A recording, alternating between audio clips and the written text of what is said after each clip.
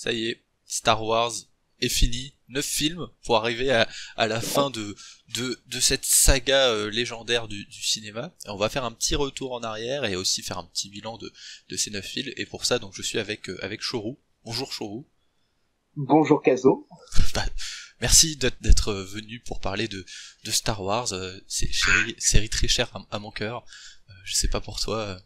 Ah, ben merci de ton invitation. C'est vrai que Star Wars, c'est une grande partie de ma vie et voilà, il y a beaucoup de choses à dire et je pense qu'on aura le temps d'y revenir plus en détail. Voilà, donc je pense qu'on va faire au début un petit retour dans le temps pour dire ce qu'on attendait de cette nouvelle trilogie. Voilà, l'annonce de cette trilogie, quand elle a été annoncée, il me semble, 2015, de bonne mémoire. Oui, peut-être un an ou 2 ans avant, quand Disney a Ah repris oui, avec le rachat. avec le rachat, voilà. Et après, on va faire un petit bilan de chaque film, le 7, le 8 et le 9, et ce qu'on pense pour l'avenir de la saga, ce qu'il est possible de faire derrière.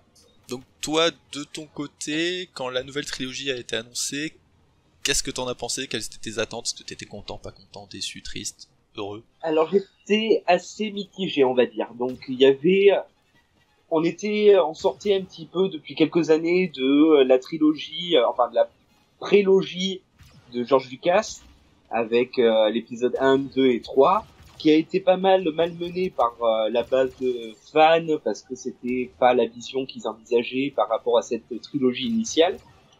Et c'est vrai que le rachat par Disney, ça a fait beaucoup tiquer les fans en pensant que Disney allait saboter la saga, et ils n'ont pas eu tort au final, mais ça on reviendra peut-être en plus en détail tout à l'heure. Et c'est vrai que j'étais un peu mitigé parce que je ne savais pas s'ils allaient se baser sur les films, enfin pas les films, plutôt les BD existants, les romans, ce genre de choses, ou s'ils allaient partir dans une direction totalement opposée. Donc je ne savais pas et je me laissais un petit peu embarquer par cette annonce. Je sais pas si toi ça t'a fait un peu ce même effet. Bah, moi de mon côté, j'étais content parce que je me suis dit c'est cool, je vais revoir des films Star Wars. Parce que à la fin de l'épisode 3, je me suis dit bon bah c'est Star Wars, c'est fini. J'aurai que mes jeux vidéo pour jouer à Star Wars et des BD, des livres, tout ça, mais que je me suis jamais vraiment intéressé à l'univers étendu en fait, de savoir, mis à part les jeux. Je savais ce qui se passait parce que je m'étais intéressé dessus sur internet, sur Wikipédia, sur des articles ou autres. Oui, comme tout le monde. Voilà, mais j'ai pas lu des livres, lu des BD ou des comics ou quoi par rapport à ça. Je savais ce qui se passait, mais pas dans le détail. Donc j'étais content, j'étais heureux de revoir la Star Wars au cinéma.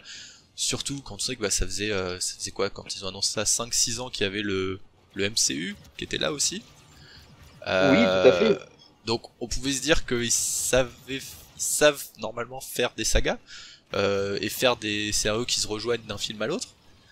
Voilà, normalement. Et ça a été un peu ça, et même je pense que ça s'est ressenti quand la bande-annonce du 7e volet est sortie.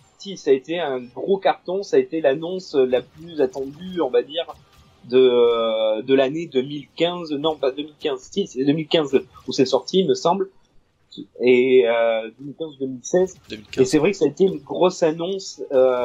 Dès que c'est sorti, on se demandait comment ça allait se dérouler. Et après, bon, on a attendu le film avec impatience pour les résultats qui auront après. Mais c'est vrai que on était quand même assez emballés de se dire bon, mais ça va être une nouvelle vision. La saga va continuer. Comment elle va continuer? Ça, c'était un petit peu l'enjeu de cette nouvelle trilogie, parce qu'on savait très bien que la prélogie de George Lucas, ça allait amener vers ces épisodes 4, 5, 6. Donc c'est vrai qu'on partait sur une base un peu nouvelle, mais on raccrochait un peu les wagons. Là, on est quand même sur de la nouveauté. Est-ce que moi, c'est vrai que quand ça a été annoncé, je me suis dit ouais, on va avoir plein de nouvelles planètes, on va avoir plein de nouveaux personnages. Et voilà quoi, c'est vrai que j'étais assez emballé également.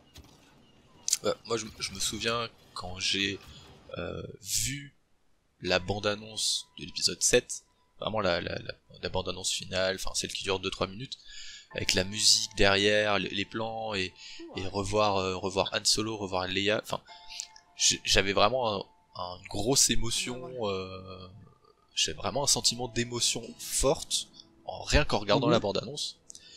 C'est ça. Et après... Et puis même si on savait que ça avait pris, les acteurs ils avaient pris 30 ans dans la gueule, ça se voyait pas autant, c'est-à-dire que oui, ils avaient vieilli, mais c'était pas non plus, c'était comme si on les retrouvait quelques années après, mais c'était un plaisir de les retrouver. On voulait voir qu'est-ce qui s'était devenu, qu'est-ce qui s'était passé, tout ça. Ah, c'est ça, c'est exactement ça, c'est un peu comme quand tu vas voir tes grands-parents à Noël une fois par an, tu sais. même si... Oui, voilà, c'est un peu ça. Mais bon, là, c'est vrai que comme ça se passait 30 ans après, on s'est dit, bon, est-ce que Anne et Leia sont-ils toujours ensemble? Qu'est-ce qu'ils ont eu comme progéniture? Qu'est-ce qui s'est passé depuis cette chute de l'Empire? Parce que quand même, faut rappeler ça, c'est que l'épisode 6, on a la fin, c'est la chute de l'Empire apparemment, et tous les persos sont contents, c'est la fête, t'as même les Ewoks qui dansaient dans les arbres et compagnie. Bon, ouais. Et comment on pouvait raconter la suite? Est-ce que c'était vraiment la fin de l'Empire ou pas, quoi? Et c'est là où d'ailleurs je fais une petite aparté, mais d'une minute, quand on prend Battlefront 2, qui a justement un scénario qui se passe à la fin de l'épisode 6, quand l'étoile de la mort se fait détruire, où là justement tu vois un peu à l'intérieur comment ça se passe tout ça. Là c'était plutôt bien fait pour rattacher tout ça, mais ce qui est dommage c'est que c'était pas dans les films. Je propose de partir du coup dans l'avis sur l'épisode 7. Oui, je pense qu'on va commencer par l'épisode 7, puis les autres épisodes par la suite, mais c'est vrai qu'il faut... Il faut commencer par un épisode, donc l'épisode 7. Ton sentiment quand t'es sorti de la salle Alors, le réveil de la force, comment je suis sorti de la salle? Ben, j'étais plutôt emballé. C'est-à-dire que c'est vrai que beaucoup de fans, quand je dis les fans, c'est la fanbase Star Wars, parce que quand le 7e volet est sorti, il y a eu des nouveaux fans de Star Wars qui venaient juste de découvrir, et puis il y a ceux qui avaient bien aimé les précédentes trilogies. Moi, c'est vrai que j'étais plutôt content, c'est-à-dire que J.J. Abrams, il a quand même réalisé l'exploit de repartir sur les éléments de la vraie trilogie, pour moi, parce que la vraie trilogie, c'est les épisodes 4, 5, 6, hein, en restant vraiment dans ces conditions, avec la texture de l'image, vraiment les costumes. On sent pas que, comme sur cette prélogie, un gouffre, on va dire, de costumes, de travail, d'imagerie. C'est vrai qu'il est resté assez proche. Il a fait quelque chose d'assez respectueux de cette saga. Après, bien évidemment, beaucoup ont critiqué le fait que ce soit très copié sur le déroulé de l'épisode 4. C'est vrai, mais il y a quand même des éléments nouveaux. C'est-à-dire qu'ils pouvaient pas non plus partir sur un truc complètement à part. Il fallait bien raccrocher tous les wagons, on va dire, prendre les nouveaux arrivants, les nouveaux pas téléspectateurs, les nouveaux spectateurs au cinéma, et ceux qui sont dans la base. Et je pense qu'il a réussi quand même cet exploit-là. Ouais, je pense aussi, et honnêtement, quand j'ai vu le film au cinéma, bon, pendant tout le film, je pouvais pas m'empêcher de dire, ah tiens, ce passage-là, ça ressemble un petit peu quand même à l'épisode 4. Mais en fait, du coup, c'était l'épisode 4, mais puissance 10. C'est-à-dire que tu te retrouves avec... On sent que les effets spéciaux sont quand même beaucoup plus travaillés qu'il y a 30 ans en arrière. Voilà. Bah, les effets spéciaux, mais enfin, plus tout ce qu'il y a autour. C'est-à-dire que on a... c'est plus un vaisseau qui détruit une planète, c'est une planète qui détruit un système solaire. Voilà, on passe un cap au-dessus. Tu revois tes personnages, tu revois tes méchants. Les méchants qui sont aussi un peu plus badass, on a l'impression qu'ils sont 20 fois plus nombreux que ce qu'il y avait à l'époque de la première trilogie. Donc dans la construction du film, on retrouve un peu l'épisode 4, mais là où moi, quand à la fin du film, j'étais quand même super content, c'est que on a des portes ouvertes de partout. On se dit qu'est-ce qui va se passer, on a envie de savoir ce qui va se passer, comment les personnages vont évoluer. Et donc à la fin du film, j'étais quand même content. Je me suis dit ok, de toute façon les critiques ça va être quoi, ça ressemble à l'épisode 4. Et globalement les critiques qu'il y a eu c'est principalement ça. Et on peut pas forcément donner tort là-dessus. Parce qu'il y a vraiment des ressemblances au niveau du scénario, du film en lui-même. Mais vu que derrière il y avait beaucoup de portes ouvertes, ça donnait, je trouve, un nouvel espoir pour cette trilogie, pour qu'il se passe des choses... Bien trouvé, ouais, un nouvel espoir, bien trouvé. Voilà, pour qu'il se passe des choses intéressantes dans les prochains épisodes. Et puis ça se termine quand même avec un cliffhanger où Rey retrouve Luke. Parce qu'on passe quand même tout cet épisode à retrouver Luke. Et c'est vrai que Luke c'est un peu l'héros d'enfance. En tout cas pour moi vraiment, j'avais les figurines de Luke Skywalker et j'étais content de retrouver Luke à chaque fois que je remettais mon laserdisc pour voir les les épisodes 4, 5, 6. Et voilà, et là... il faut dire que quand même ce premier épisode, on va dire, de cette nouvelle trilogie a quand même mis la barre assez haute en mettant quand même des voix sur des questions qu'on aimerait se poser, même un merchandising quand même important, parce qu'il y a eu quand même des nouveaux robots, des nouvelles créatures, un nouvel uniforme pour les Stormtroopers. Faut quand même le rappeler, même si c'est par détail, il y a quand même des nouvelles couleurs, il y a quand même des nouveaux casques, il y a des nouvelles armes aussi pour les Stormtroopers. Il y a quand même beaucoup de travail qui a été fait dessus. C'est pas non plus, allez, on prend l'épisode 4 et on fait une espèce de remake. Non, il y a quand même des choses qui sont travaillées. On retrouve la tendresse quand on voit Leia la première fois, même Han Solo, ce genre de choses. Et même, comme tu l'as si bien dit, on attend tout le film Luke Skywalker, quand on le voit à l'image, on fait ah, voilà, il a une aura quand même ce personnage. Bon, même si on le voit que 30 secondes dans le film. Oui, mais au moins ça permet d'être crédité et d'être sur l'affiche. Ouais, voilà, et il a pris son petit chèque au passage et tant mieux quoi. Mais ah puis c'était voilà, moi j'étais dans mon siège de cinéma, j'étais comme un gamin, c'est-à-dire que j'étais vraiment heureux de voir Luke Skywalker. Enfin c'est con, mais j'étais heureux de le voir là, enlever sa capuche et regarder son sabre laser. Mais c'est vrai que là où l'épisode 7 a quand même pris des petits risques ou des petites nouveautés par rapport à ce qu'il y avait avant, c'est que notamment on voit du sang. Ça je me souviens que ça m'avait marqué.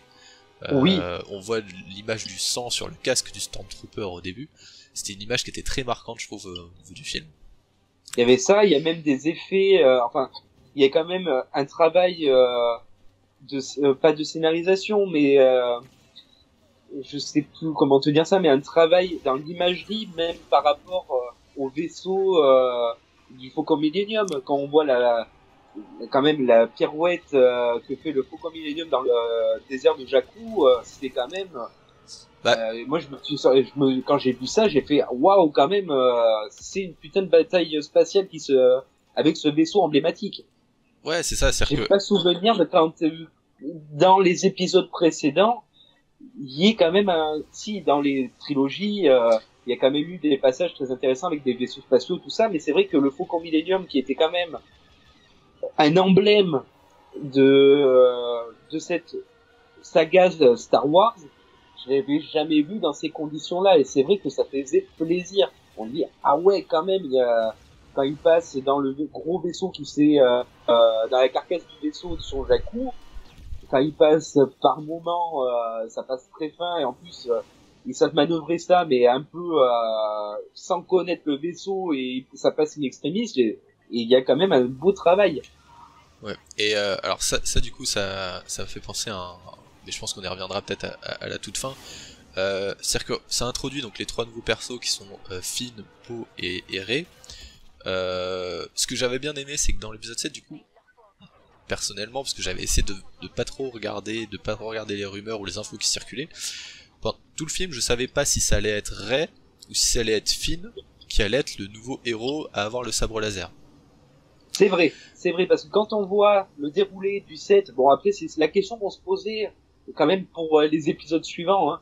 C'est comme ils sont les deux à manier le sabre, que ce soit Finn ou Rey, on se dit, ben, lequel va être un Jedi? Peut-être les deux, peut-être qu'un seul, mais c'est vrai que on avait tendance à regarder que ce soit les deux qui allaient manier un sabre, que ce soit un duo pas issu de vrais Jedi, comme ça a été fait dans les prélogies, les trilogies, où c'était l'ordre Jedi qui formait. On se disait, waouh, ces deux personnes qui se connaissent pas, qui sont attirées par cette force, et c'est finalement peut-être des nouveaux Jedi. Tout le monde peut devenir un Jedi, peut-être.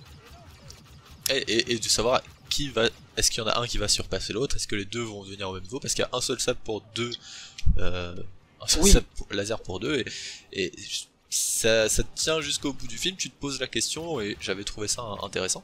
Mais du coup, dans cette triade, je m'étais dit, du coup, Poe c'est censé être le pilote. Voilà, c'est censé être le pilote, le Han Solo. Voilà, c'est ça. Sauf que quand on regarde toute la trilogie, au final, il y a quand même Rey qui va prendre un petit peu toutes les caractéristiques des autres personnages. Quand on regarde toute la trilogie, c'est vrai que Poe, quand on voit le premier épisode, on se dit ouais, bon, mais Poe, ça va être le nouveau Han Solo. Mais c'est vrai que quand on regarde sur toute la saga, sur toute cette nouvelle trilogie, Poe, il est pas considéré comme le nouvel Han Solo. Et c'est vrai que c'est plus ce personnage-là, il ressort pas comme un Han Solo, il ressort plutôt un mec de la comme résistance, un chasseur, un gars de la résistance, un pilote de la résistance on découvre un peu plus. Même si par moment on pourrait dire c'est le nouvel Han Solo, mais non, ce n'est pas vraiment Han Solo, c'est vraiment un pilote de la flotte de la résistance et on découvre un petit peu ce personnage. Je sais pas si t'as quelque chose à rajouter par rapport à l'épisode 7 en lui-même. À l'épisode 7, si, quand même, il faut quand même dévoiler le grand méchant, enfin les deux grands méchants. Oui, c'est vrai. Il faut parler quand même de Kylo Ren, qui est...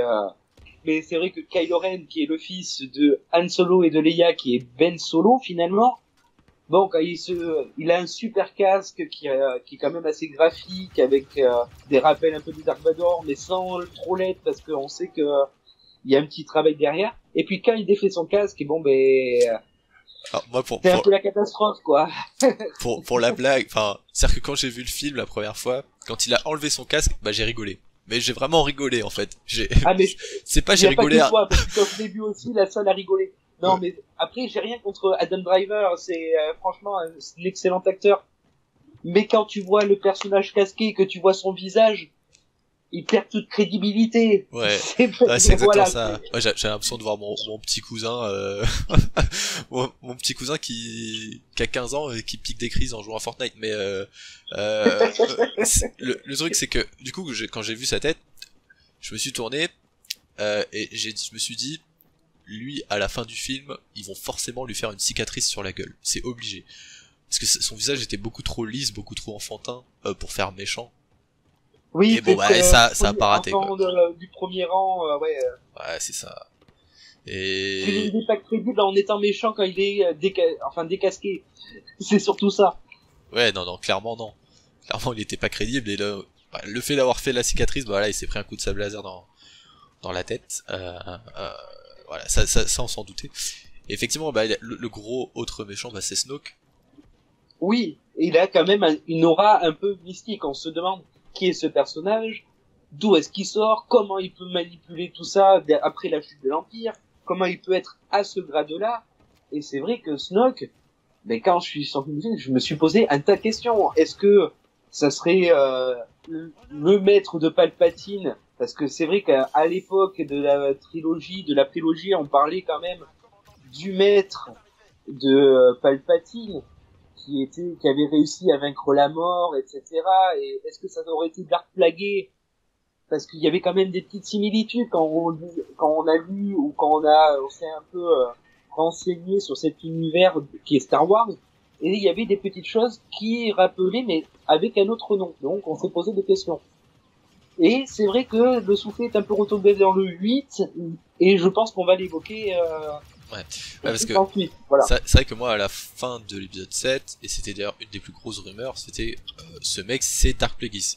Il y avait même des gens qui avaient analysé la musique de quand il était présent dans le 7, et que c'était les mêmes note qui avait été jouée dans l'épisode 3 quand Palpatine parle de Dark Plagueis. Donc il y avait ces grosses rumeurs là, moi je pensais ça aussi, et ça aurait été très intéressant si ça avait été le cas. Voilà. Mais c'est vrai que ça aurait pu jusqu'à l'épisode 8 où voilà. C'est un petit... Et l'épisode 8, comment résumer ça? C'est un petit peu le soufflet qui est en train de monter dans le four et que tu sors du four et qui se casse la gueule.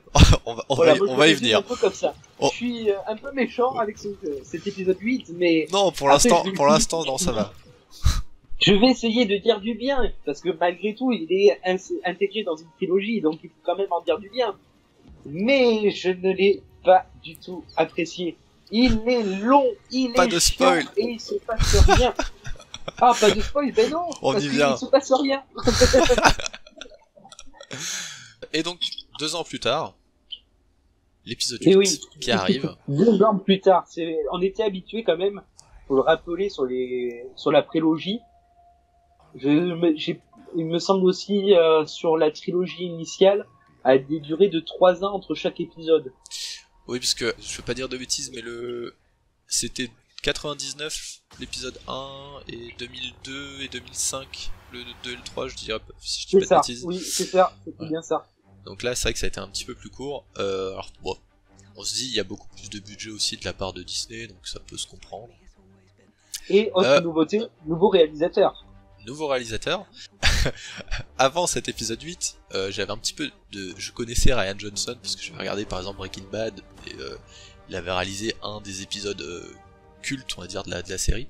Donc j'avais un peu d'estime pour ce monsieur avant de voir l'épisode 8. Il avait fait un film de science-fiction, il me semble que c'est Looper, oui. Si j'ai bonne mémoire, qui est quand même un super film de science-fiction où on avait Bruce Willis, une version rajeunie de Bruce Willis, même si ce n'était pas Bruce Willis. Et c'est vrai que on avait quand même une bonne idée de science-fiction, c'était bien rajeuni. Joseph Gordon-Levitt, il était super bien fait, et c'est vrai que ce film inaugurait du bon pour la suite, parce qu'il y avait quand même de bonnes critiques, c'était un bon réalisateur, il avait une bonne idée, et on se demandait comment il allait pouvoir répondre aux questions laissées en suspens dans le set. Ouais, surtout ça. Exactement, et en vrai, moi j'ai été super confiant en allant voir le 8. En voyant la bande-annonce, je me suis dit, bah ça a l'air plutôt bien. J'étais super content d'aller au cinéma. Et je le dis maintenant, mais je suis pas très vieux non plus, mais c'est ma pire expérience au cinéma de ce point. Ah non mais vraiment, c'est-à-dire que c'est la première fois en allant au cinéma que j'ai vraiment pensé à quitter la salle avant la fin du film. Je l'ai pas fait parce que je me suis dit, faut que je vois quand même ce qui se passe à la fin. Et tu pouvais être surpris, c'est surtout ça. C'est ça, on se dit, il peut toujours y avoir un retournement de situation, un truc, quelque chose. Voilà, honnêtement, pour moi, ça a été très très compliqué au niveau de ce film. Il y en a qui l'ont beaucoup aimé, il faut rappeler ça, c'est que il est quand même vachement critiqué, que ce soit dans le bon ou dans le mauvais sens, parce qu'il y en a qui n'aimaient pas Star Wars, qui ont aimé cet épisode 8 par rapport à ce 7e épisode qui était un petit peu critiqué sur le fait que ce soit un remake caché du 4. Et c'est vrai que là, il y en a beaucoup qui ont aimé, et il y en a d'autres par contre, comme nous, comme toi, Kazoo, ou comme moi, qui ont détesté le film, qui se sont dit, mais putain, qu'est-ce que t'as foutu avec l'héritage de Star Wars, mec? Mais c'est ça, et en fait, il faudrait faire un sondage ou quelque chose, mais voir dans les personnes qui ont vraiment suivi Star Wars depuis tout petit, c'est-à-dire notre tranche d'âge et la tranche au-dessus de nous, c'est-à-dire nos parents, voir les personnes qui aiment vraiment Star Wars, pas quelqu'un qui a juste regardé Star Wars quand ça passait sur M6, quoi. Qu'est-ce qu'il en a pensé de cet épisode 8, et voir quelqu'un qui a vraiment découvert Star Wars récemment, qui lui a peut-être beaucoup plus apprécié cet épisode, parce que il n'y a pas forcément tout le background, toute l'attache qu'on pouvait avoir aux personnages qu'on a vu quand on était tout petit, quand on avait 5 ou 10 ou 15 ans, à l'époque, où du coup on a une attache beaucoup plus forte, parce que moi ce qui m'a vraiment dérangé dans le film, c'est le traitement de Luke Skywalker. Ah mais totalement, ça je suis totalement d'accord avec toi, c'est vrai que Luke, tu avais une aura à la fin du set, tu te dis waouh, le mec il dégageait quelque chose, et t'arrives dans le 8, mais mon Dieu, t'as pris cher, mon gars. Bon, après, la première l'acteur scène. Mark Hamill, même l'acteur, il a quand même critiqué ce traitement par rapport qu'il était en désaccord avec l'acteur, pas l'acteur, le réalisateur, et etc. pour se mettre un peu les fans dans la poche. Mais bon, t'as été bien content de signer ton chèque et de jouer dedans, et bon, t'as suivi les directives, donc quelque part t'étais bien content de faire comme ça. Mais tu retrouves pas Luke comme on aurait aimé le retrouver en fait. C'est ça, c'est-à-dire que dans l'épisode 7, quand je regardais, quand je voyais Anne, quand je voyais Leia, ou à la fin quand je voyais Luke, j'avais la larme à l'œil de bonheur. La première scène de Luke Skywalker, quand il prend son sabre et qu'il le jette, j'ai eu une réaction, mais c'est-à-dire que j'étais dans mon sol, j'avais un grand sourire, je me suis avachi mais totalement sur mon siège en me disant mais quoi qu'est-ce qu'il est en train de se passer. Mais en fait, cette scène-là, tu peux la résumer sur le film, sur l'héritage qu'il a fait le réalisateur sur le film. C'est-à-dire quand Luke prend le sabre et qu'il le balance derrière lui en disant je m'en bats un peu les couilles, vas-y, c'est bon, tu m'as un peu saoulé, je passe à autre chose.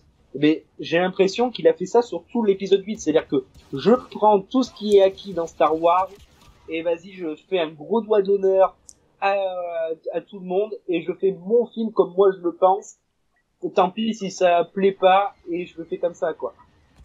C'est exactement ça, et c'est le ressenti que t'as à la fin du film quand tu vois toutes les décisions qui ont été prises dans ce film-là pour vraiment déjà dire fuck à l'épisode 7 et fuck à l'héritage qu'il y avait avant, quoi. Et autant je pense que c'est quelque chose, puisque à la base il était prévu de faire une autre trilogie avec Rian Johnson, mais je pense que s'il avait fait ça dans une autre trilogie, ça m'aurait moins dérangé. Ouais. Ça m'aurait moins dérangé, tu dis ok, tant pis l'héritage de Star Wars, je fais mon truc, je fais ma trilogie d'un côté, enfin ok. Mais là le problème c'est que tu prends un truc, c'est comme si t'avais un gâteau, il y a déjà plein d'ingrédients, et il y a un connard qui arrive et qui te fout 1 litre de sel dans ton gâteau, tu vois. Mais c'est à la fin de la recette, juste avant de le mettre au four, non, si tu veux faire ton gâteau au sel, bah peut-être que ce sera très bon, mais tu le fais de ton côté. Tu fais un gâteau, autour de ça, quoi. Un peu comme a fait Jon Favreau sur la série The Mandalorian, qu'on évoquera très brièvement parce que tu n'as pas encore regardé, tu n'as pas fait comme moi, tu n'as pas regardé en streaming avant que aïe. En France. Moi, j'ai pris le plaisir de le regarder en streaming, mais c'est pour ça qu'on évoquera un petit peu pour l'épisode 9 parce qu'il y a des éléments. Bien évidemment, on est obligé d'évoquer The Mandalorian à un moment.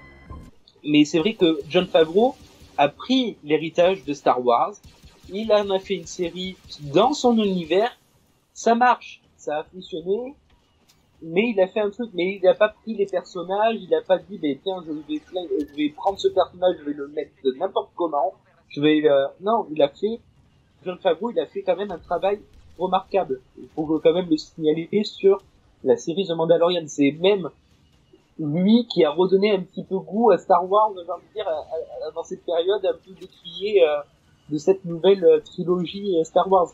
Et là, le Rian Johnson a fait un travail de sale-boin. il a mis une romance qu'on s'en bat les cacahuètes avec Rey et Kylo Ren.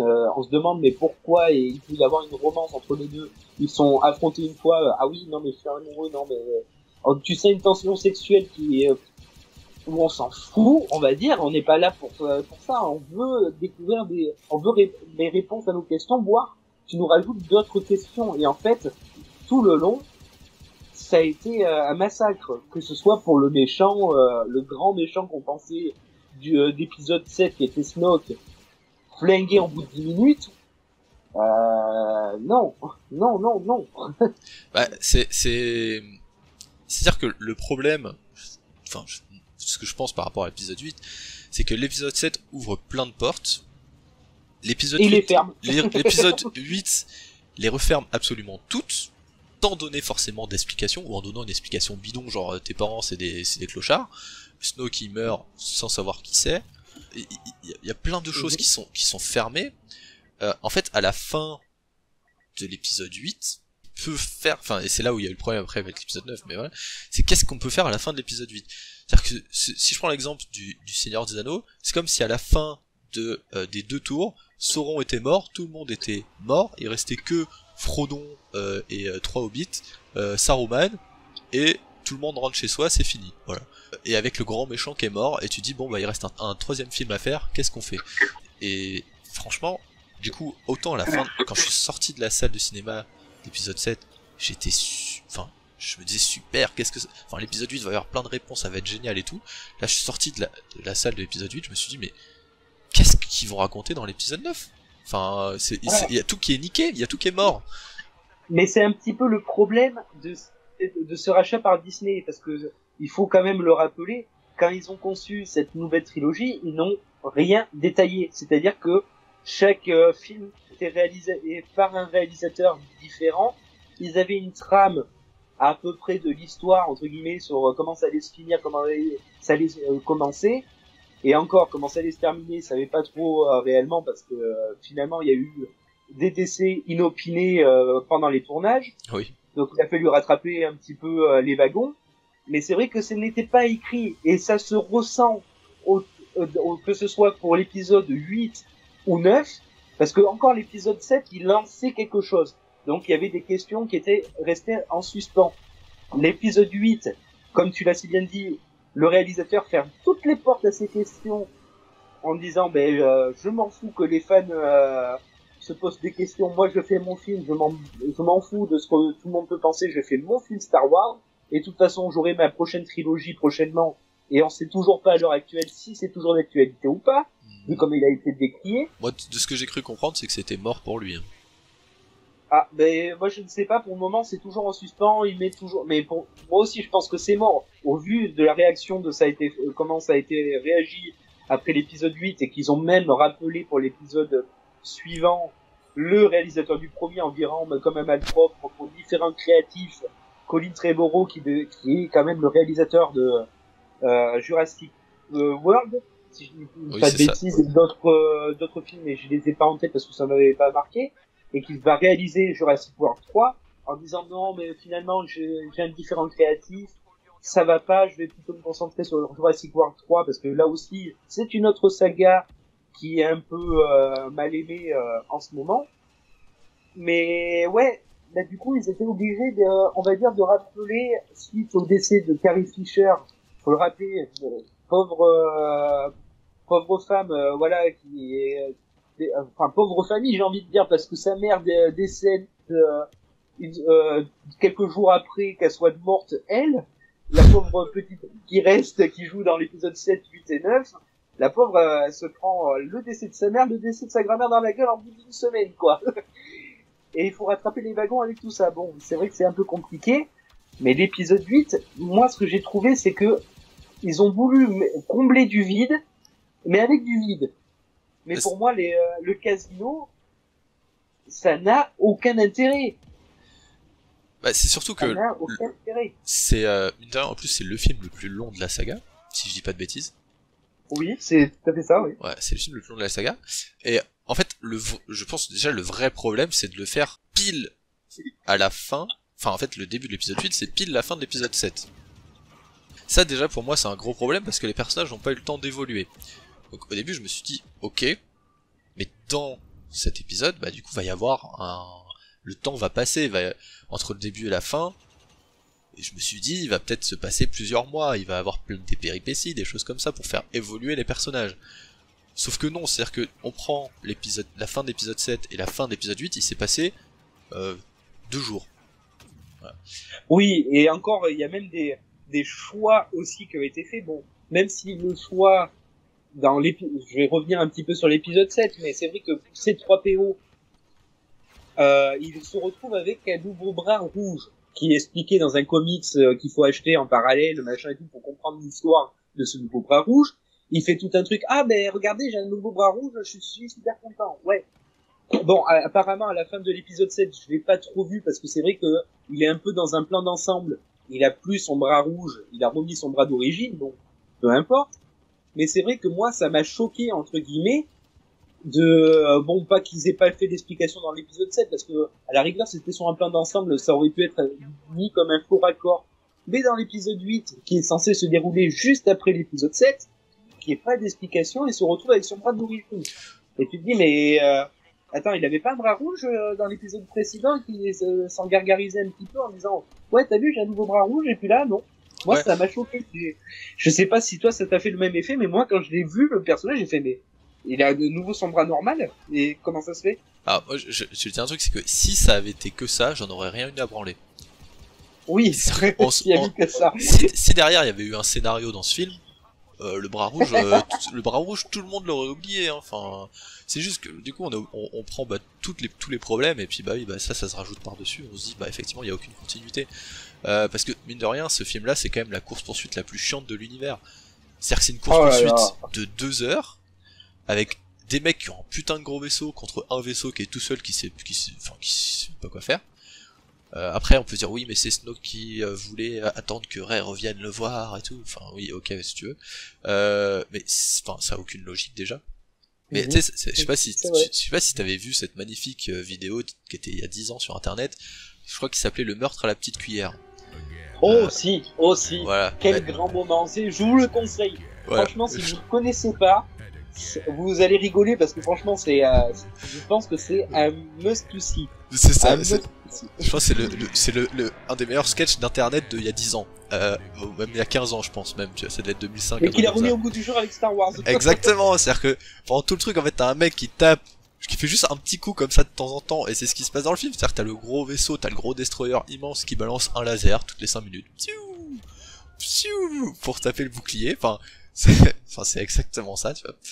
Et l'intérieur du film, il n'y a pas de scénario, enfin le scénario est bidon, c'est totalement vide. Alors, c'est ça, parce que en fait, c'est une espèce de course-poursuite pour aller sur une planète après qui rappelle énormément aussi la planète enneigée de l'épisode 5.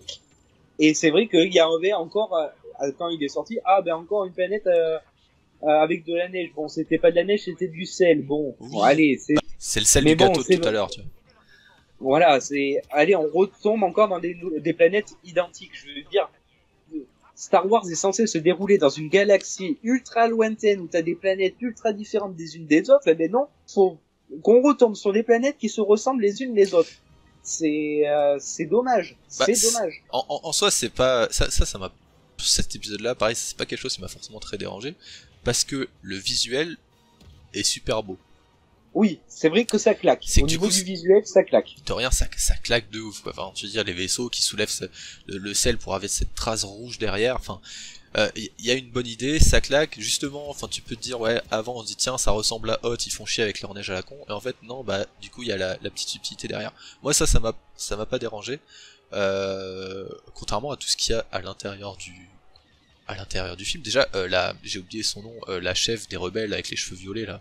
Oui, mais j'allais l'évoquer. Cette chef des rebelles je qui pense sort de nulle part. Mais c'est le pire personnage ever, c'est-à-dire que je suis quelqu'un de très gentil dans la vie, mais cette personne-là, j'avais juste envie de lui éclater sa tête contre le tableau de bord en fait à chaque fois.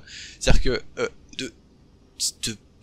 enfin une condescendance totale à chaque fois qu'elle balance un truc, de pas expliquer son plan parce que je sais même pas pourquoi elle a peur des espions ou quoi. Alors enfin c'est comme ça que tu crées des rébellions, de l'insubordination. C'est justement quand tu travailles en équipe, même dans le travail, dans la vie de tous les jours, si tu dis juste aux gens faites ci, faites ça, au d'un moment ils vont se dire ouais mais pourquoi en fait, pourquoi est-ce qu'on doit faire ça, enfin si tu t'expliques pas ce que ton plan, ce que tu dois faire aux personnes avec qui tu es, ou juste en dire j'ai un plan, vous inquiétez pas.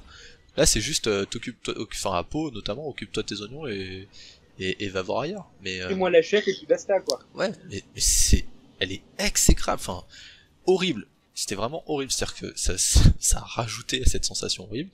Mais même le bestiaire, bon, si on évoque sur la planète où il y a le casino, je suis désolé, mais le bestiaire, les chevaux, un peu Star Wars, avec la course épique, bon, j'ai trouvé ça d'un nul. J'ai envie de dire, Star Wars, t'as envie de découvrir des choses nouvelles, t'as envie de découvrir des choses qui t'amènent au loin, dans un truc qui est complètement différent. Tout ça pour se retrouver dans un casino avec un pari épique oui, en mode normal. Je dis bon, ouais, je veux bien que ça existe aussi dans l'univers Star Wars, mais j'ai trouvé ça d'un chiant, et sans parler du bestiaire dans sa totalité. Le seul, on va dire, bestiaire qui m'a intéressé, qu'on voit que 30 secondes à l'écran, c'est l'espèce de renard loup en cristal, mais qui est juste sublime. Il est vraiment très très beau, mais qu'on le voit à peine, parce que balance ton porg, excuse-moi, mais ça va 5 minutes, quoi. Balance ton porg.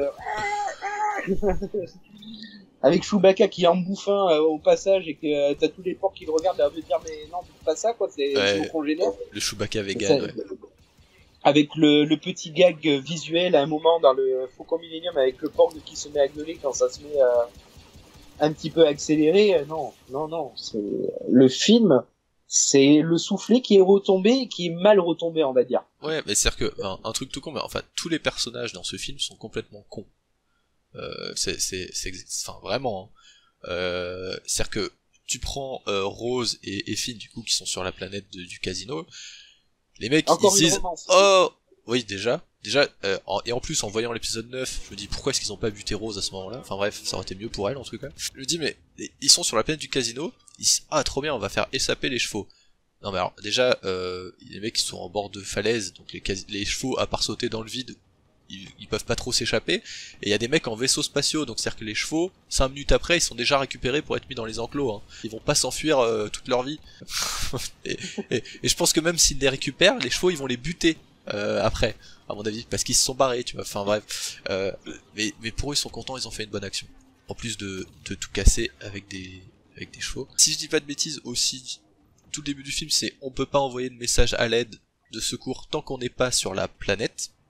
Oui, il y a ça aussi, oui. Sauf que parce que ça va être intercepté, etc. Voilà, sauf qu'ils sont en communication à un moment avec Maz de l'épisode 7. Voilà. Ah oui, qui est très intéressant dans cet épisode 8 et qui sert strictement à rien. Voilà, c'est-à-dire qu'elle est en train de se fight, elle dit ah oui non désolé, je suis en train de me battre. Ok, mais donc du coup ils peuvent quand même communiquer avec quelqu'un. Donc enfin, c'est-à-dire que même dans le film en lui-même, que sa séquence, elle se résume à ce passage vidéo. J'ai envie de dire, à ce moment-là, ne la faites pas intégrer parce que ça sert à rien, quoi. On sait que c'est une course-poursuite, elle a pas lieu d'être là. C'est-à-dire, ça aurait été intéressant si elle était sur la planète du casino, à aider à faire de l'espionnage ou autre. Mais là, c'est pas le cas. Bah surtout quand 5 minutes avant, on te dit, on est dans le vaisseau, on est coincé, on a des problèmes de communication, on peut communiquer avec personne, mais qu'ils peuvent quand même communiquer en hologramme avec elle, enfin 5 minutes après. Donc là il y a aussi un problème de cohérence là-dessus. Phasma on va pas en parler parce que... Oui, bon, c'est pareil, c'était un des généraux de cette nouvelle trilogie qu'on se demandait avec qui ça pouvait bien être. On pensait à un background et pareil, encore un personnage sacrifié pour les beaux yeux de Rian Johnson parce qu'il en avait rien à foutre de ce personnage. Tout comme le grand méchant Snoke. Excuse-moi, le grand méchant qui est censé être un peu le Palpatine nouvelle génération, il est sacrifié et en plus tué lamentablement. Tué lamentablement avec la gueule ouverte et la langue qui pend. C'est vrai. Non mais c'est surtout ça, c'est-à-dire que autant il se fait tuer par un piège et tout, bon. Ok, mais l'image est terrible. L'image est terrible, c'est-à-dire qu'elle est aussi terrible que l'image de Luke qui balance son sabre. C'est-à-dire que le grand méchant de cette trilogie, il est tombé par terre, la bouche ouverte et la langue qui sort, et en train de baver, enfin... Ah ben, au moins ils ont trouvé une mort encore plus dégueulasse que la mort de Marion Cotillard dans The Dark Knight Rises. C'est vrai que enceinte, quand tu vois la fin de Snoke, tu te dis, mon Dieu, mais pourquoi? Autant faire un cut un peu classe comme Dark Maul, un truc comme ça, et encore, il est mort sans être mort parce que dans les séries, il revient d'entre les morts, mais au moins un truc classe. Non, il crève la bouche ouverte, quoi. Et surtout que du coup après tu te retrouves à la fin de l'épisode 8 avec Kylo Ren comme grand méchant.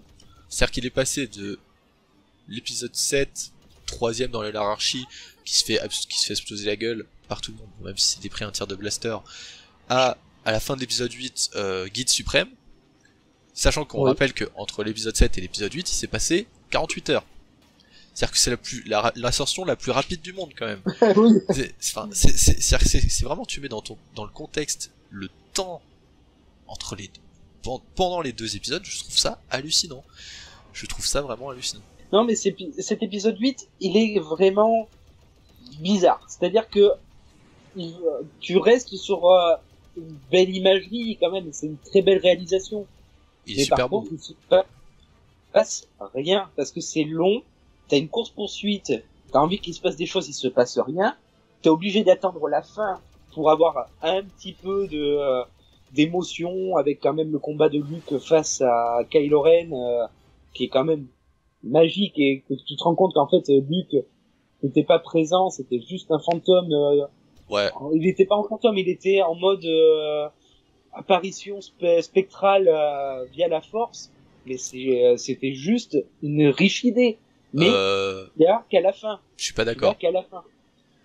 Je suis pas d'accord parce que là où justement t'aurais pu rendre le truc absolument épique, bah c'est dégueulasse. Alors déjà pourquoi? Parce que j'ai capté directement la première image où je vois Luke que c'était pas lui. Oui, par sa coupe de cheveux. Par sa coupe de cheveux et sa barbe qui est beaucoup plus propre, t'as l'impression qu'il sort de chez le coiffeur. Qu'il a 10 ans de moins. Mais donc déjà rien que ça, je me suis dit bon ok, il y a une couille dans le pâté, tu vois.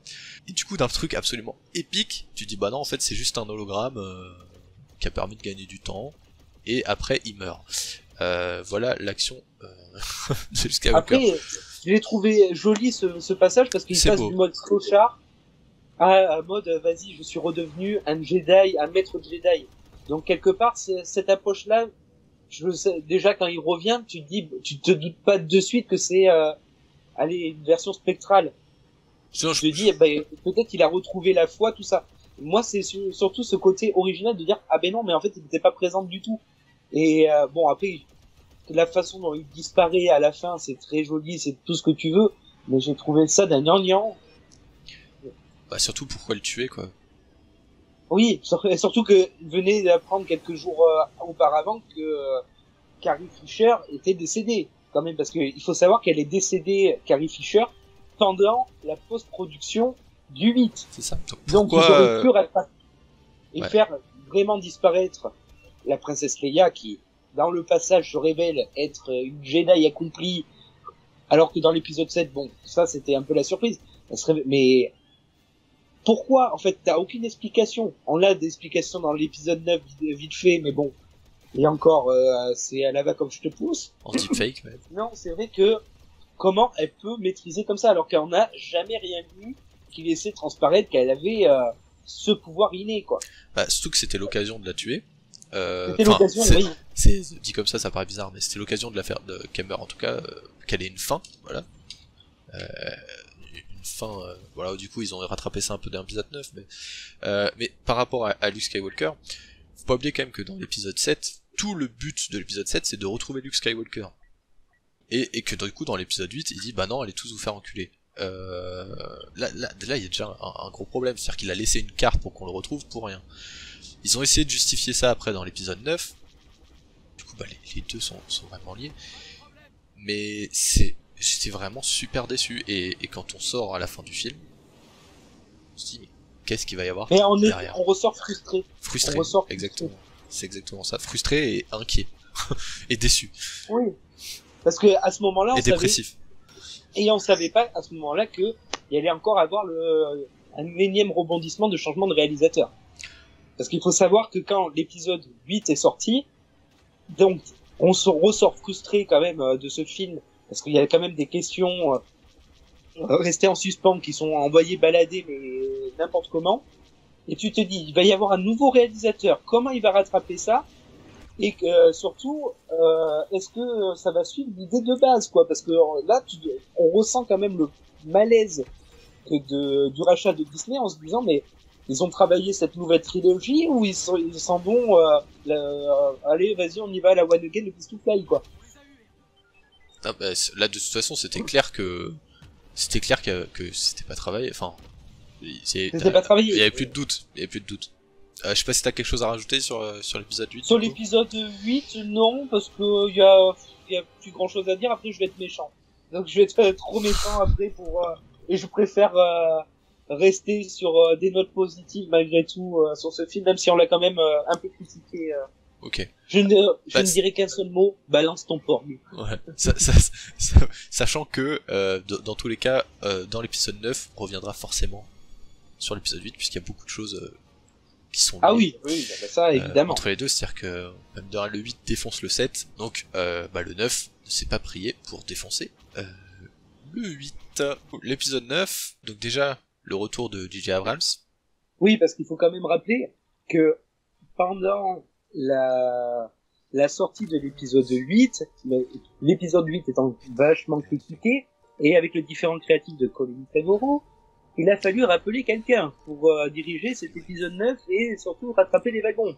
Et qui de mieux que celui qui a lancé la trilogie pour faire cette conclusion. En même temps, moi, je serais Colin Trevorrow, je vois l'épisode 7, je vois l'épisode 8, je fais une dépression parce que je vois absolument pas comment tu peux rattraper le truc en étant extérieur au projet. Enfin, tu vois ça, tu dis les gars, j'ai un problème, j'ai vraiment un problème quoi. Et donc je trouve que le fait d'avoir repris J.J. Abrams, c'était la meilleure idée que pouvait avoir Disney, je pense, à ce moment-là. Hein. Ah, mais je pense que c'était la seule option qu'ils pouvaient faire, à moins de rappeler George Lucas, mais comme ils avaient déjà critiqué tous ses choix, on va dire, pour l'épisode 7, l'épisode 8, parce qu'il restait à peu près consultant, entre guillemets, de Star Wars, on va dire. Chaque réalisateur est allé voir George Lucas en lui exposant son projet, mais ils en ont pris aucune de ses idées, clairement. Et c'est vrai que, à part George Lucas, il n'y avait que celui qui avait fait l'épisode 7 qui pouvait rattraper un petit peu les wagons. Et d'ailleurs, du coup, je sais pas si c'est... Parce que j'ai vu des articles sortir sur George Lucas, comme quoi il était super impliqué dans l'épisode 9, qui lui ont demandé son avis sur le reshoot final et tout. Alors je sais pas si c'est vrai ou pas. Est-ce que toi t'as vu des trucs là-dessus? Oui, j'ai vu des choses, mais comme pour l'épisode 8, on va dire... parce que l'épisode... on va dire quand Disney a lancé le projet de trilogie, ils l'ont consulté, sauf qu'ils ont pris toutes ces idées et les ont jetées à la poubelle. Et il a même clairement dit que, en gros, toutes les idées que j'avais balancées, du coup, n'ont jamais été pris, ou on a pris peut-être une idée de par-ci par-là, mais on a tout modifié. Et c'est pour ça qu'il avait vachement critiqué l'épisode 7 à l'époque. Donc l'épisode 9, oui, je pense qu'ils l'ont consulté. Après, j'ai pas lu l'article, mais comme dans tous les épisodes, ils l'ont consulté pour lui présenter le projet, histoire d'être approuvé par George Lucas. Mais sinon, c'est clairement, ils s'en foutaient royalement de son histoire, quoi. Ouais, du coup, donc il y a la première bande-annonce qui arrive de cet épisode 9, où direct ils nous mettent dans le bain, le méchant, ce sera Palpatine. Pas dans la bande, enfin oui, pas dans la pas bande-annonce, on le voit à la fin. Voilà, on dans le la bande-annonce. découvre un petit peu, on se demande qui c'est ce rire. Voilà, Et pas dans le teaser. Moi, au départ, voilà, moi au départ quand j'ai vu la bande-annonce, j'ai pas, parce que moi je l'ai lu je l'ai écouté en VO. Pour moi, j'avais l'impression que c'était un peu le rire un peu machiavélique de Mark Hamill quand il joue un peu le Joker. Donc moi, j'avais pas au départ reconnu que c'était Palpatine. Et c'est après les fans qui ont dit non mais c'est Palpatine, regardez bien, tout ça. Et il s'est avéré que c'était Palpatine. Ouais. Et c'est là où,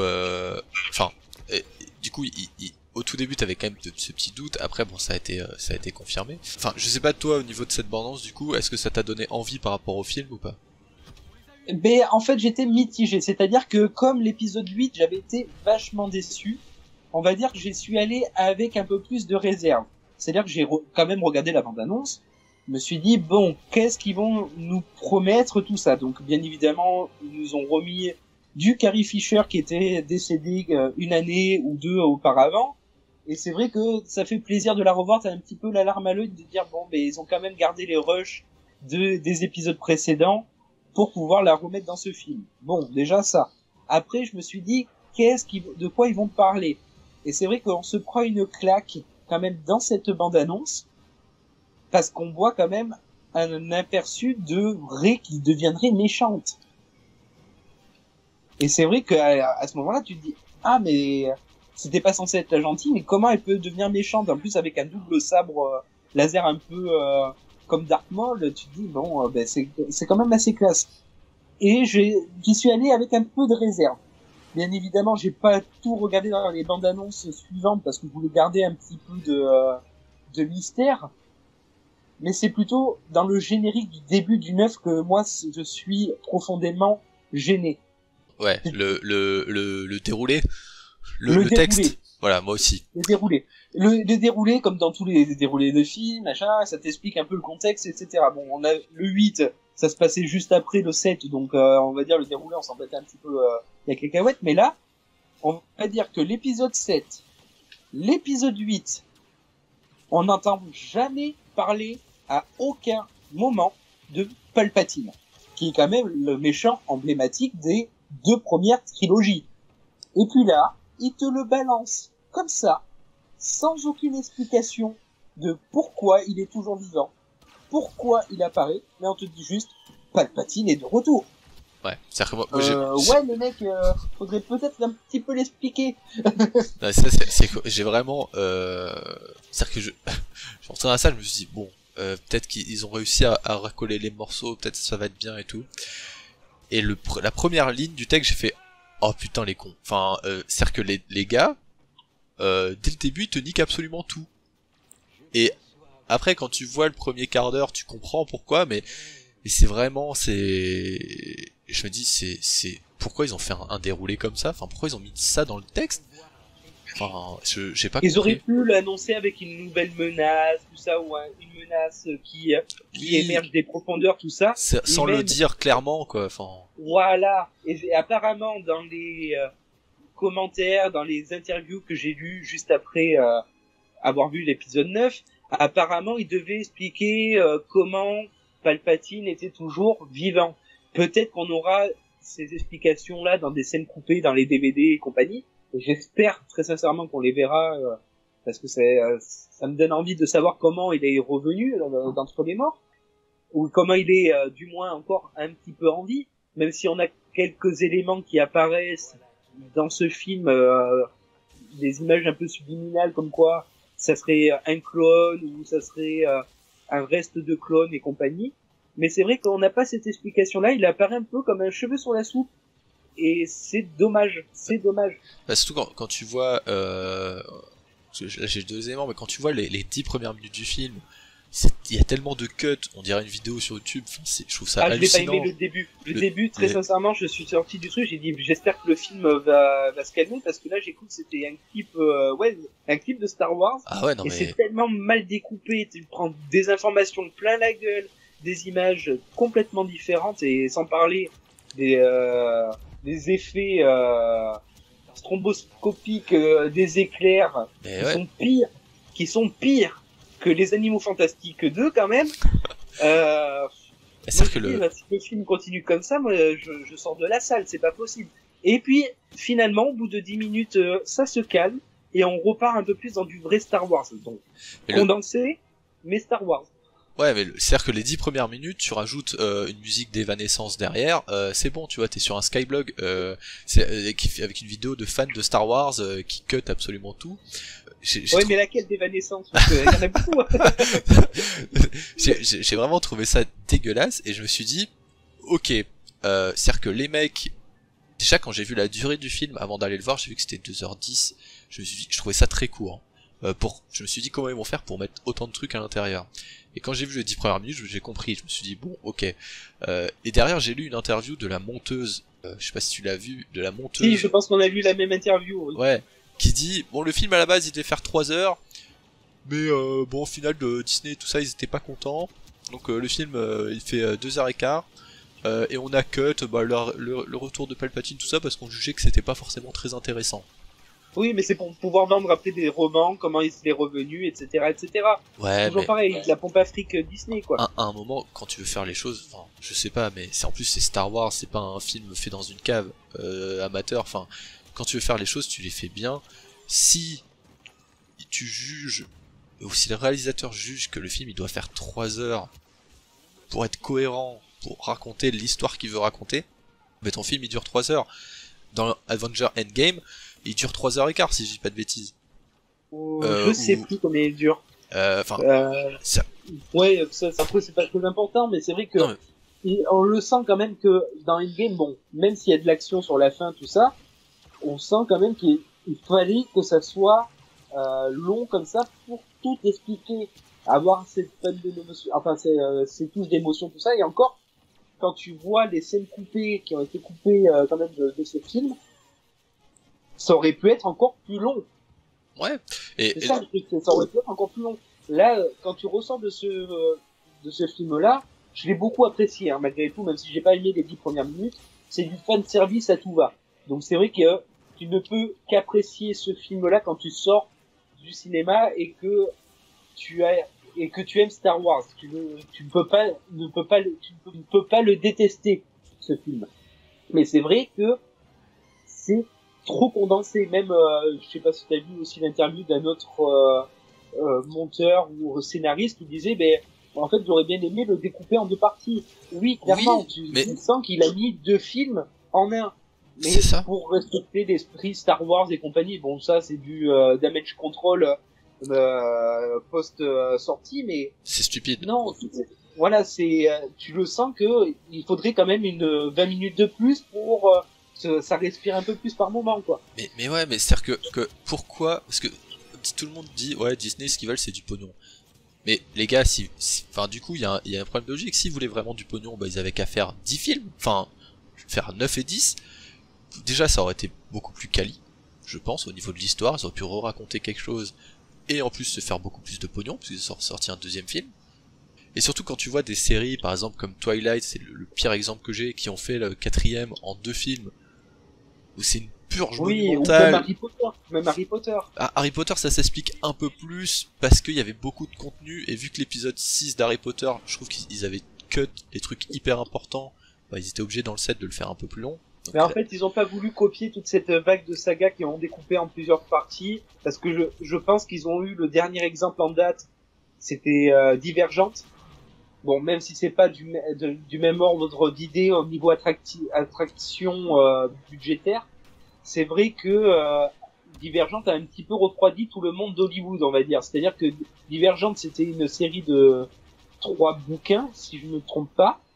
Ils ont voulu faire le dernier volet en 2 parties, et en fait, ça a été un four total. C'est-à-dire que les gens, ils se sont dit, ben, vous nous prenez vraiment pour des vaches à lait. Au bout d'un moment, stop les conneries, quoi. Et ouais. ça s'est cassé la gueule. Et je pense que tout le monde dans l'industrie s'est dit, ben, on va arrêter de copier cette méthode, de faire un épisode partie 1, partie 2, même si, clairement, quand tu ressors de ce film-là, tu te dis, ben, pourquoi ils ont pas gardé des éléments, enfin, ou du moins mis des éléments dans cet épisode 8 qui aurait été moins plat.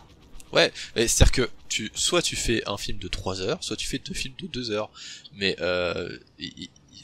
enfin, c'est vraiment le truc qui m'a le plus frustré, c'est ce côté rush du début du film, et qui du coup s'en ressent sur tout le film parce qu'il y a un manque d'explication.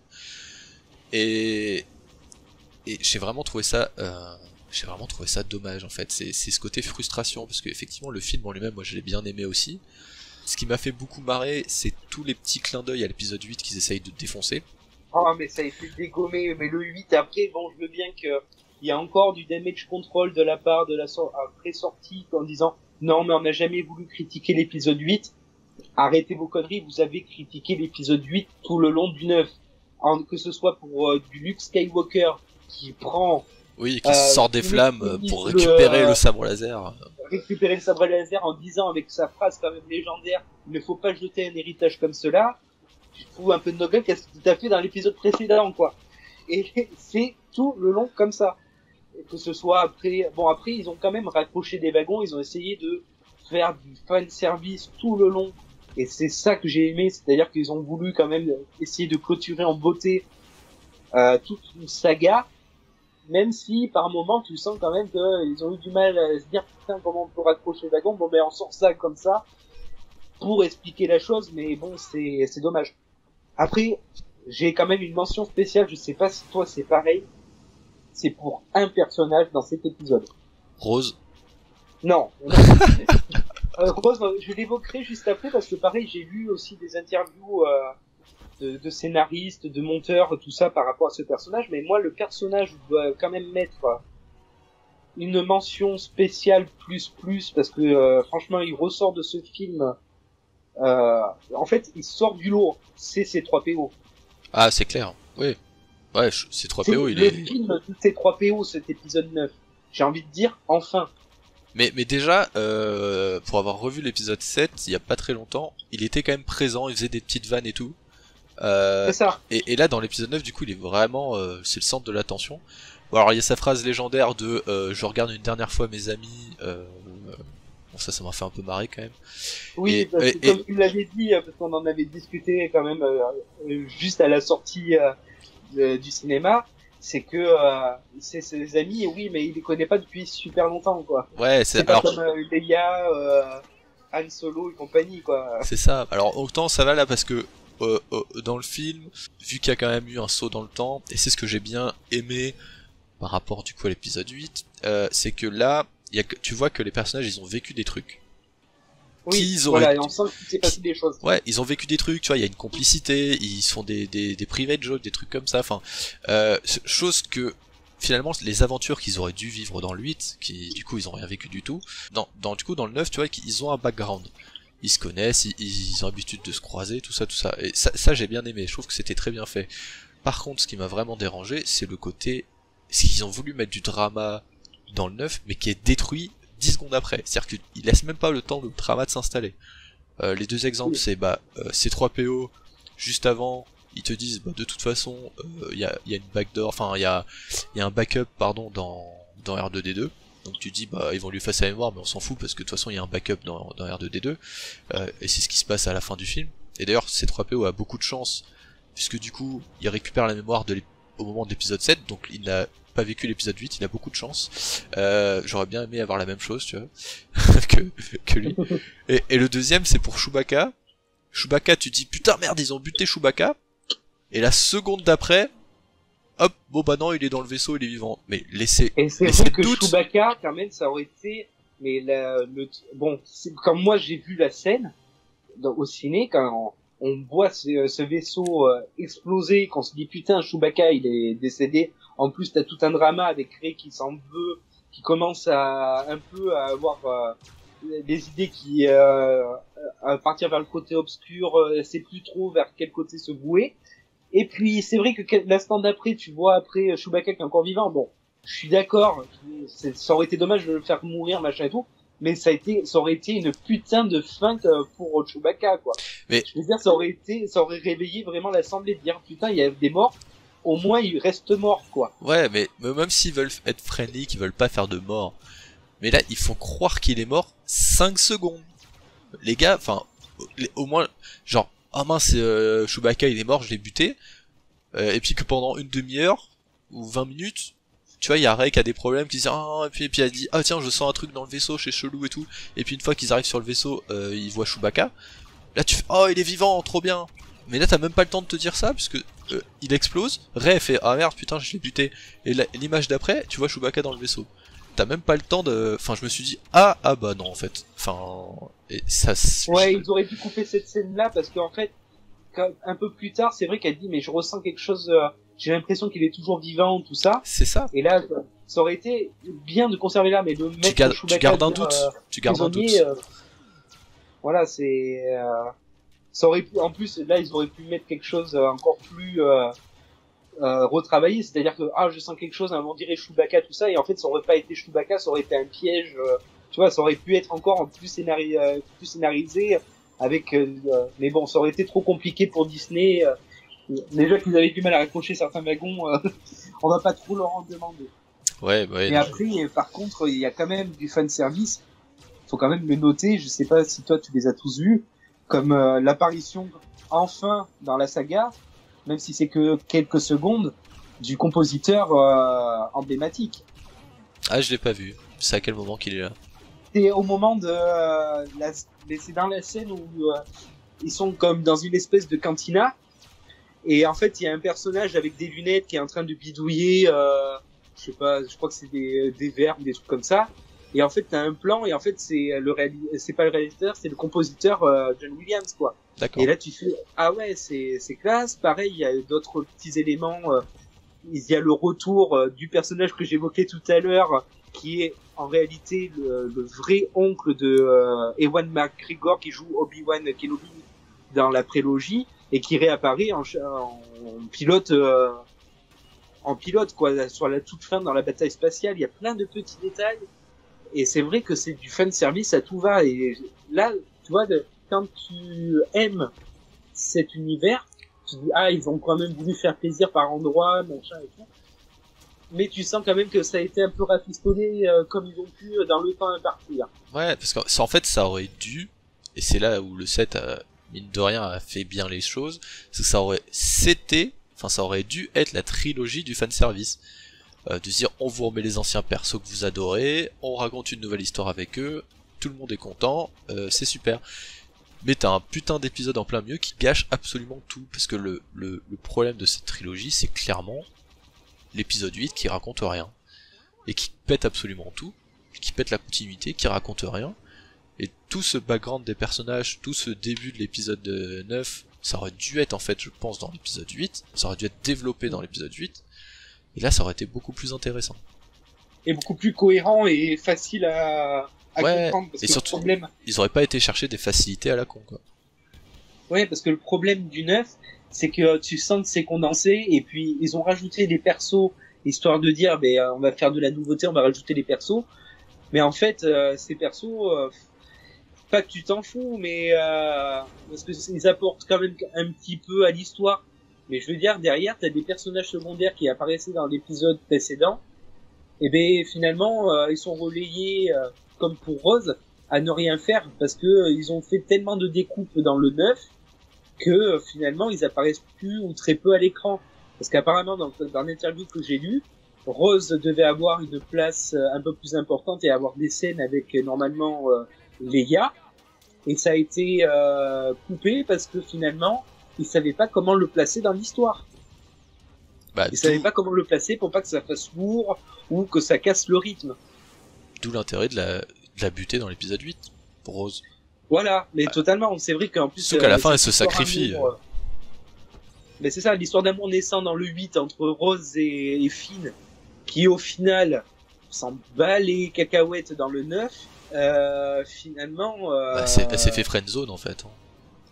Ouais, finalement c'était qu'une friendzone, et pour au final être tombé plus ou moins amoureux d'une compatriote à lui, qui est un peu dans le même cas dans l'épisode 9, quoi.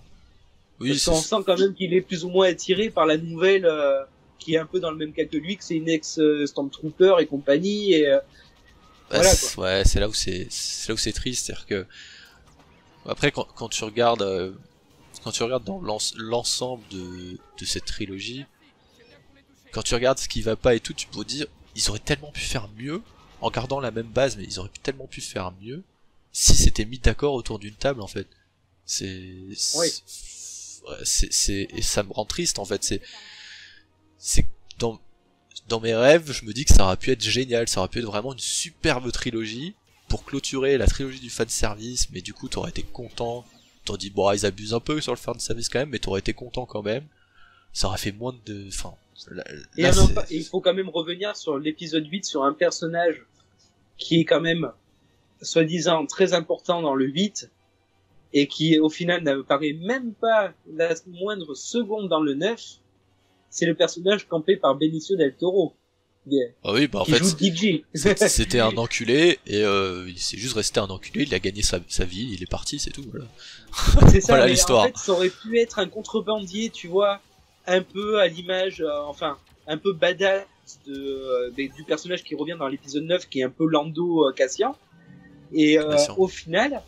il est même pas réapparu, quoi. C'est-à-dire que ça aurait pu être sympa de le remettre, tu vois, plutôt que de remettre Lando Cassian, qu'on s'en fout royalement, enfin, du moins qu'il a, si, ça fait du fan service encore à tout va, mais je veux dire, il a pas une réelle utilité, tu vois. Je veux dire, ils auraient remis le personnage de DJ dedans, à la place de ce personnage, ça aurait été pareil. Ouais, mais le problème... Et au moins, ça aurait pu faire réutiliser un personnage sans en évoquer un autre, quoi. Ouais, le seul problème, c'est que du coup, ça aurait rappelé des souvenirs de l'épisode 8. Oui, après, triste... Ouais, triste mémoire. Il y a aussi un passage où j'ai rigolé, c'est quand il y a les rebelles qui sont en train de discuter. Et il y en a un qui dit, mais pourquoi est-ce qu'on n'enverrait pas des vaisseaux en hyperespace pour péter les vaisseaux? Les mecs ils disent, ah bah non, on peut pas parce qu'il y a une planète, du coup c'est pas possible. C'est-à-dire qu'il y a des mecs qui se sont dit, bon bah on est obligé de justifier le choix du 8, qui était un plan d'ailleurs magnifique, hein. Vraiment une très très belle image, mais enfin l'imagerie du film, je veux dire, était magnifique à ce moment-là. avec le bruit Ah sourd, oui, avec son le qui son pétait. qui est coupé. Voilà, C'est ça, avec le son qui était coupé. C'était superbe. Mais effectivement, il y a beaucoup de gens derrière qui ont dit ah ouais, mais du coup, si tu peux faire ça, pourquoi est-ce que tout le monde fait pas ça, et comme ça c'est réglé pour les destroyers. Donc là, ils ont pris en compte cet avis-là, ils ont dû le justifier par une phrase dans l'épisode 9. Voilà, ils essaient en fait, l'épisode 9, il passe son temps à justifier les merdes de l'épisode 8. Ouais, j'avoue, mais c'est vrai que quand même cette image, elle était très belle, mais il faut que tu en profites plus chez toi en fait, pour bien profiter du son, parce que quand t'es au cinéma et t'es censé ne plus rien entendre et t'entends un crouch du popcorn, c'est tout le son est foiré quoi. C'est ah, c'était moi que ça. chez toi, tu peux vraiment en profiter. Ça c'était juste un petit bémol pour moi. Ouais. Je pense qu'on peut venir sur les aspects de la force de l'épisode 9. Oui, totalement. Et qui va faire écho aussi à l'épisode, à un épisode de The Mandalorian. C'est-à-dire que, on va dire quelques semaines avant cet épisode 9 est quand même sorti la série The Mandalorian, qui est fait par Jon Favreau, qui est quand même un des réalisateurs et personnages qui rentrent dans le Marvel Cinematic Universe. Et c'est vrai il est vraiment fan de Star Wars. Tu le sens, ça respire Star Wars dans sa série. Il y a des clins d'œil, et c'est en même temps différent de cette saga Skywalker où tu vois autre chose. C'est-à-dire que t'as des éléments qui te rappellent évidemment Star Wars, mais c'est complètement différent. Je vais pas trop spoiler parce que tu l'as pas encore vu, mais c'est vrai que l'épisode qui est sorti, je crois, juste avant que Star Wars épisode 9 sorte au ciné, on voit ce passage de la force avec la guérison, on va dire. Donc on va dire, si tu suis en parallèle, t'es pas surpris par cette chose-là, mais tu n'as pas l'explication.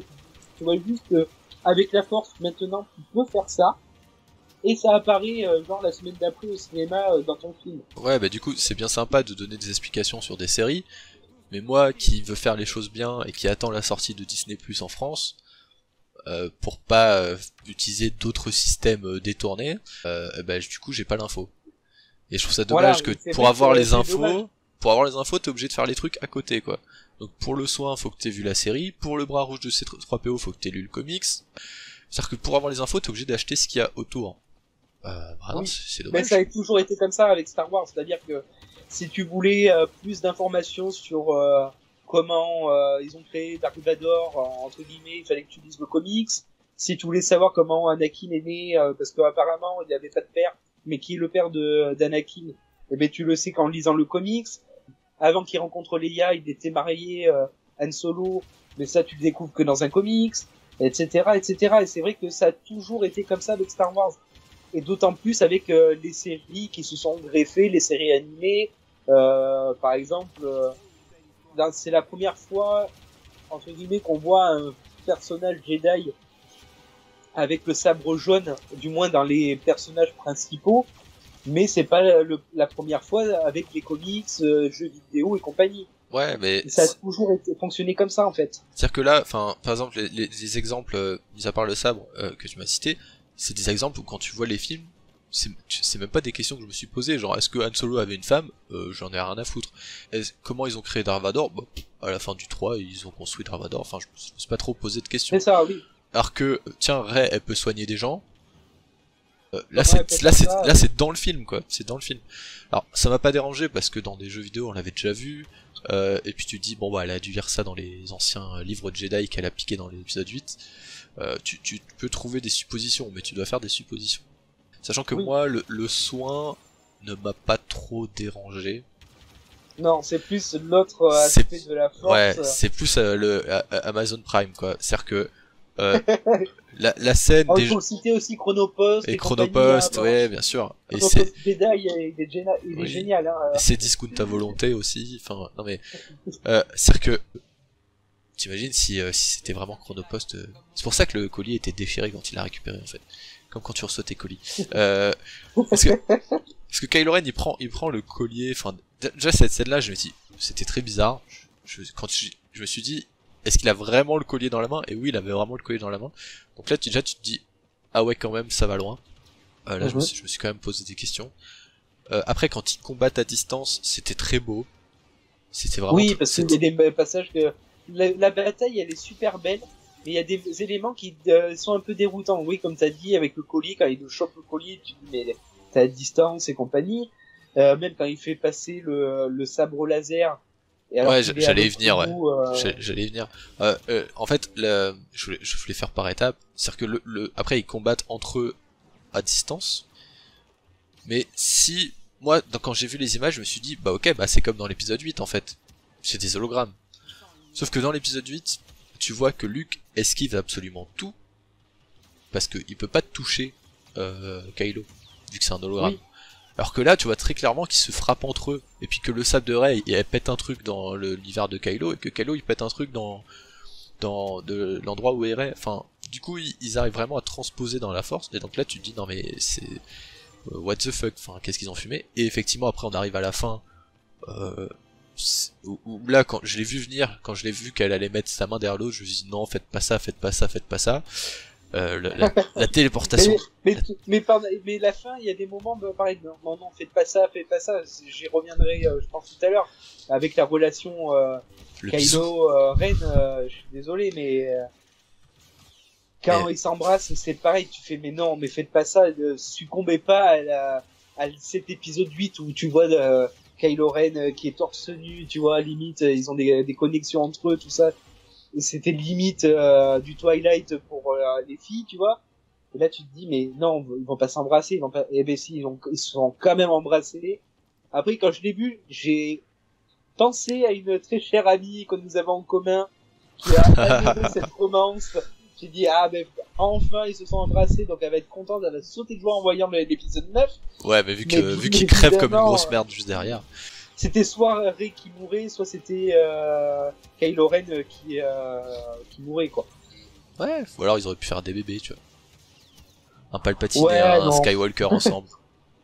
T'imagines des enfants de la Dyad. Et ouais, ils auraient été super pétés, tu vois. Et hop. Ouais, voilà, Nouvelle trilogie. c'est le maître de l'univers, quoi. Exactement. Ils auraient pu faire ça, ils auraient dû... Du coup, juste pour finir par rapport, enfin, à la téléportation de sabre, je le prends vraiment comme un manque d'idées, en fait. Comme un manque de comment on peut rassembler les puzzles. Oh, bah, on va lui faire péter, enfin, téléporter les objets. Et je sais pas pourquoi, mais j'ai l'impression que enfin, si le film a été plus long, s'il avait été découpé en 2 parties, j'ai l'impression que ces moments-là, donc le moment où il chope le collier et le moment où il passe le sable, tout ça, enfin, ces moments-là, ils auraient pas été, parce que j'ai l'impression que c'est vraiment des grosses facilités scénaristiques pour gagner du temps et pour faire avancer les personnages. C'est vraiment une sensation, je me suis dit, si le film avait été plus long, peut-être qu'ils auraient pas été obligés de faire ça, et ils auraient été beaucoup plus cohérents dans leur histoire. Parce que du Après, coup, ça pète le truc, pour quoi. pouvoir montrer, peut-être je pense aussi pour rattraper un peu les wagons d'épisode 8, parce que je pense que ça a été décrié, cette collision qui pouvait faire entre les deux. Ils étaient à distance, ils pouvaient limite se toucher, se voir et compagnie. Et je pense qu'ils ont essayé de rattraper ça en disant, ben tiens, c'est un nouveau pouvoir de la force, entre guillemets, avec cette dyade, comme quoi ce sont des êtres très puissants, ils ont des pouvoirs que les autres n'avaient pas. Alors que c'est juste pour rattraper en fait des éléments du 8 qui n'étaient pas expliqués et que l'autre a fait n'importe quoi. Ouais. Je pense que il y a un peu de tout, c'est-à-dire qu'il y a un peu de ça et qu'il y a un peu de facilité, de dire c'est bon, de toute façon on peut pas rajouter 20 minutes de plus parce que forcément ça fera moins d'entrées, ça fera moins ci, ça fera moins là, ça fera moins de séances, donc moins d'argent. Et comme ils avaient besoin de se rattraper au niveau financier, je pense, après la débâcle du précédent, ils n'avaient pas d'autre choix. Ouais, alors, le côté financier, enfin, j'ai du mal à l'accepter parce que cette année, enfin, du coup, en 2019, il y a quand même eu, Endgame. Il y a quand même eu Le Roi Lion. Il y a quand même eu, donc, le Spider-Man, même si c'est plus Sony, qui récupère le pognon. Et, il y a eu La Reine des Neiges 2. Donc, je pense que niveau pognon, je pense qu'ils ont quand même gagné pas mal cette année. Ouais, mais je pense qu'ils voulaient pas trop perdre par rapport à la saga, parce que déjà que, d'après ce que j'ai cru voir aussi dans les premiers chiffres sur la Chine, ça marche pas du tout, alors qu'ils ils comptaient beaucoup sur le marché chinois pour rattraper un petit peu tout ça en fait. Et c'est vrai que même s'il y a des films de 3 heures comme Endgame qui en a eu cette année, voilà, je veux dire, ils ont pas eu une aura entre guillemets aussi dégueulasse qu'avec un épisode précédent. C'est-à-dire que Avenger Infinity Wars, Oui, il était énorme. C'était le il meilleur de était la énorme, saga, voilà. ça donnait envie d'aller voir Endgame, même si voilà, il y avait des choses, voilà. Pareil pour le Roi Lion, juste avant il y a eu Aladdin, on s'est pas dit ah putain encore un film live Disney, et en plus c'était quand même un gros classique, donc pas de problème. Pareil pour Spider-Man, on était post-Endgame, donc forcément ça devait marcher. Et pareil pour la Reine des Neiges, c'est-à-dire que c'était quand même la Reine des Neiges le produit préféré des petites filles, quoi. Donc on va dire il y avait aucun risque. Par contre Star Wars, le problème c'est que juste avant ils ont balancé une série comme The Mandalorian, et franchement des premiers avis, tout le monde a dit ah ben quand même la série est quand même vachement hype et vachement bien par rapport à ce qu'on a pu voir des deux précédents volets. Et limite ils avaient un peu peur par rapport à comment ça allait être appréhendé par cet épisode 9. C'est pour ça qu'il y a beaucoup de damage control par rapport à cet épisode 9 dans les sorties. Ah ben oui, mais on a pensé à faire 2 épisodes, on a pensé à ça, on a pensé à là. Je pense que c'est parce que ils étaient ils ont lancé le film un peu la queue entre les jambes en se disant ben de toute façon il faut que ça marche. Comment on peut engranger du fric en sachant que c'est la marque Star Wars, et bien forcément on va raccourcir le film, tant pis s'il y a des choses qui sont pas expliquées. On vendra toujours du merchandising, on vendra toujours des produits dérivés qui expliqueront peut-être un jour ou l'autre. Mais voilà, et du coup c'est au détriment du film final, même si, je le rappelle, j'ai beaucoup aimé cet épisode 9. Oui, pareil, je suis sorti de la salle, j'étais pas en dépression, quoi. Comme le 8. Ah non, j'étais pas comme le 8. Mais je me suis juste dit, franchement, la seule chose que je me suis vraiment dit, c'est dommage. Parce que ça aurait pu être encore mieux. Si le 8 avait pas été un étron puant, ça aurait pu être une trilogie vraiment super, peut-être même mieux que la prélogie. Je pense qu'ils auraient pu faire un truc mieux que la prélogie, parce que les persos qu'on aime, il y aurait eu une histoire qui aurait été cohérente, et en plus avec des effets spéciaux quand même, enfin un visuel qui est quand même magnifique. Même si je trouve le 8 plus beau que le 9, hein. Faut bien lui rajouter ça. Faut bien oui, il faut au moins l'avouer. C'est vrai que voilà. L'esthétique du 8 est quand même classieuse. Elle est franchement très belle. Il y a des beaux dégradés. Et puis même, il y avait une idée qui était lancée dans cet épisode 8, même si ça sert strictement à rien. Je pense que c'était plus pour lancer à lui sa trilogie au réalisateur. Mais avec cette idée qu'un enfant peut être attiré par la force et peut être un Jedi aussi sur les dernières images de l'épisode 8, ça pouvait lancer l'idée. C'est vrai qu'il y avait quand même des petites idées un peu sympas. Mais par contre, il est creux, il est vide, et c'est vrai que il aurait fallu qu'il y ait un épisode 10 pour rattraper l'ensemble. C'est-à-dire que, tu vois, il fasse la surprise en disant « Ah mais non, mais l'épisode 9, c'est pas tout à fait la fin, finalement, c'est pas une trilogie, ça sera une quadrilogie, et on termine avec un épisode 10 et là, ça sera vraiment la fin. » Le problème, c'est qu'ils ont voulu trop suivre les directives. Cette fois, enfin, ils ont écouté les directives de George Lucas, qui lui envisageait 3 trilogies. Donc ils se sont dit, ben non, on peut pas faire un deuxième film. Et pourtant. Et pourtant, il y a un moyen de faire un 10e film qui aurait pu alléger un peu plus cet épisode 9 et faire un truc ultra pété pour le 10, quoi. Le dernier espoir que j'ai, c'est vraiment que soit dans la version Blu-ray, soit sur Disney+, qui nous sortent une version longue de l'épisode 9. Ça risque d'être compliqué, mais après... J'aimerais vraiment, tu vois, enfin, un peu comme tu vois, le Seigneur des Anneaux, il dure 3h10, mais la version longue, elle dure 4h, bah, allez. Moi, j'aimerais vraiment avoir cette bonne surprise d'avoir un épisode 9, version longue, qui sorte, soit en Blu-ray, soit sur Disney+, enfin, n'importe quelle manière, et qui disent, bon, ben voilà, on voulait faire ça, on a tout mis là-dedans, c'est la version finale, quoi, la version Director's Cut. J'aimerais vraiment qu'il y ait ça, quoi. Ça ressortira peut-être un peu plus comme ce qu'a fait George Lucas, c'est-à-dire que si dans quelques années ils vont réaffiner un petit peu cette trilogie, tu sais, rajouter des petits effets spéciaux comme il a toujours fait George Lucas avec sa trilogie initiale, la prélogie et compagnie. Oh, alors ça... Peut-être on aura un jour cette post-logis avec des petits suppléments, quoi, histoire de rattraper les wagons. Mais j'ai un doute parce que comme c'est deux réalisateurs, pardon, différents sur cette dernière trilogie, ça risque d'être compliqué pour après, par exemple, tu vois, s'ils rappellent Ryan Johnson et J.J. Abrams, ils vont pas s'entendre. C'est-à-dire que J.J. Abrams il va rajouter des éléments à son film, l'autre il va rajouter peut-être un élément qu'il avait complètement enlevé et qui est une scène coupée de l'épisode 8 qui risque de tout faire foirer dans l'épisode 9, tu vois. C'est un peu ça risque d'être dommage. Après, je comprends ton idée de faire un épisode version longue, mais je pense qu'ils le feront jamais.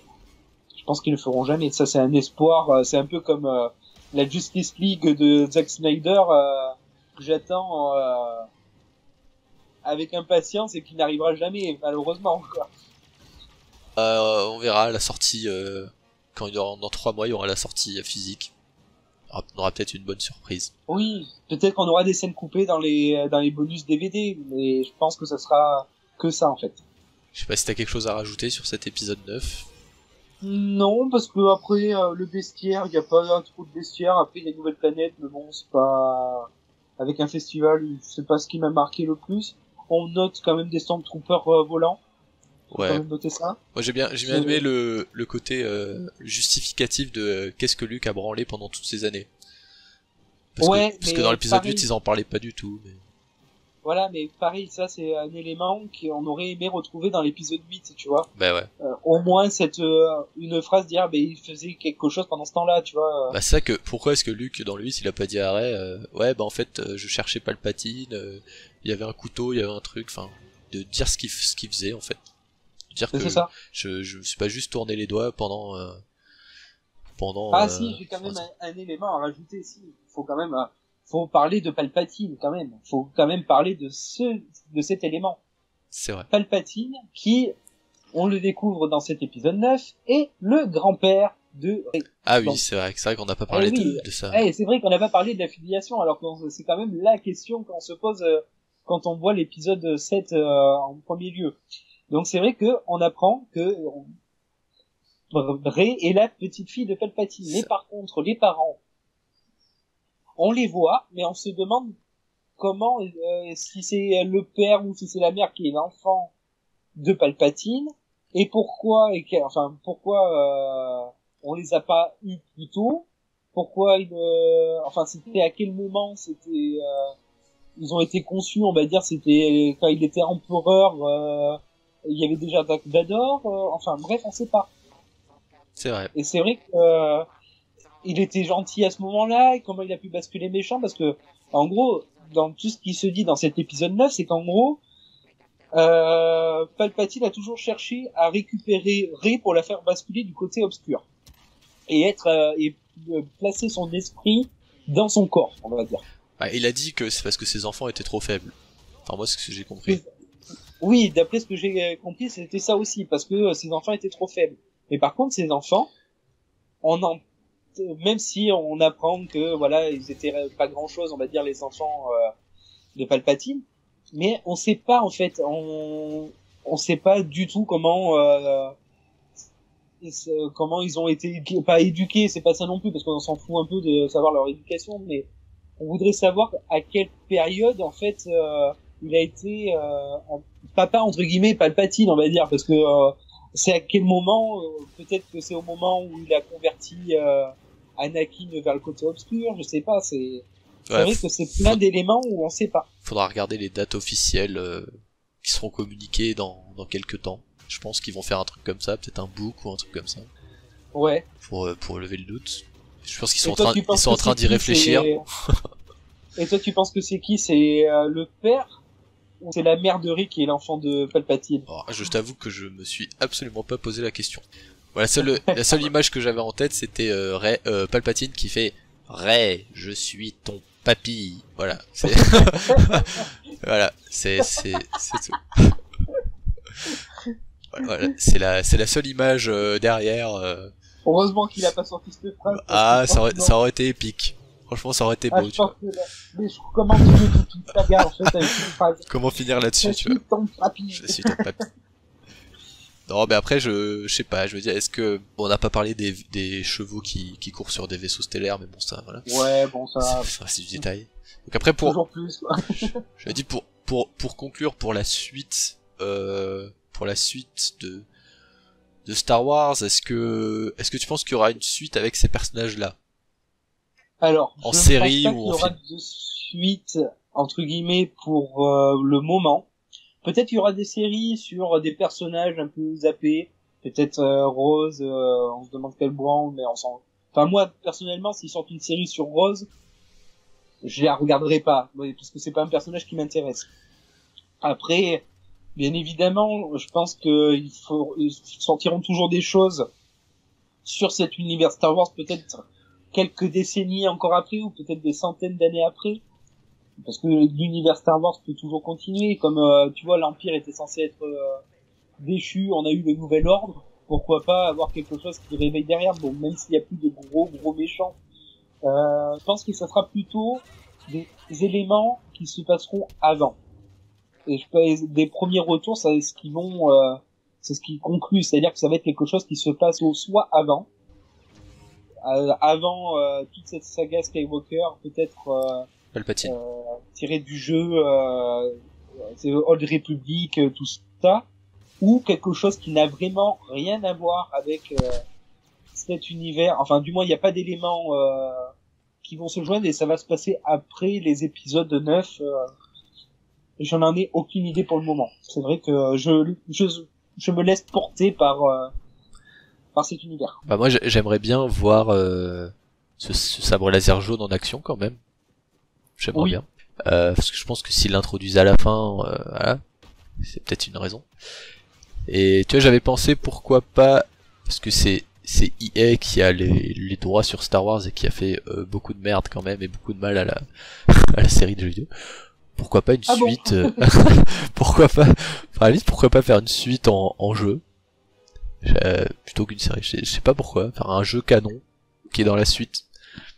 Pourquoi pas? Ouais, mais en fait, ce qu'il y a, c'est que pour le moment, je vois pas les enjeux, en fait, qu'ils pourraient faire après. C'est-à-dire, là, certes, on a une partie de la galaxie, enfin, une partie, on a la galaxie avec machin, on a Palpatine qui était le méchant, mais quand on voit que les Sith, on va dire, disparaissent, enfin, les fantômes Sith disparaissent avec Palpatine, on se demande qu'est-ce qui peut arriver ensuite, et enfin, quel serait le gros vilain qui pourrait revenir ou qui pourrait créer du chaos dans cette galaxie. Bah c'est pour ça que pour un film, enfin ou une trilogie ou autre, je vois pas de gros vilains marquants ou autre.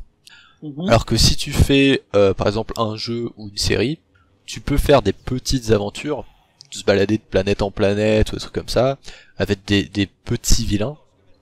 Tu vas faire une histoire, plus une histoire que un truc où t'as un gros méchant contre le bien contre le mal, tu vois. Plus Ouais, un peu comme après bon tu l'as pas vu donc c'est vrai que c'est pas ça, mais un peu comme ce Mandalorian où ça se passe plutôt entre l'épisode 6 et l'épisode 7. Il y a pas de gros vilains entre guillemets, on sent qu'il y a bien la chute de l'Empire. Il y a pas encore le nouvel ordre entre guillemets, ou du moins c'est les prémices du premier ordre, mais c'est un truc qui est à part et qui se déroule dans cette galaxie quoi. Ouais, donc ça c'est totalement avec des enjeux derrière. Ça peut le faire aussi comme ça, mais c'est vrai que là je ne vois pas d'autres films pour le moment, enfin du moins après ce film-là, que je vois pas comment qu'est-ce qu'ils pourront raconter ou autre. Moi je pense plus à des films, s'ils doivent faire des films du moins au ciné, qui vont se dérouler soit bien avant, soit bien après, soit entre l'épisode 3 et l'épisode 4 ou épisode 6, épisode 7, tu vois, là où il y a un peu de temps, entre guillemets. Ouais, où t'as 30 ans à combler. Voilà. C'est vrai que moi, c'est plus dans ces optiques-là que j'imagine les films Star Wars maintenant. Mais après, je peux être surpris, hein. On peut avoir peut-être les petits-enfants de Rey dans quelques années, si elle...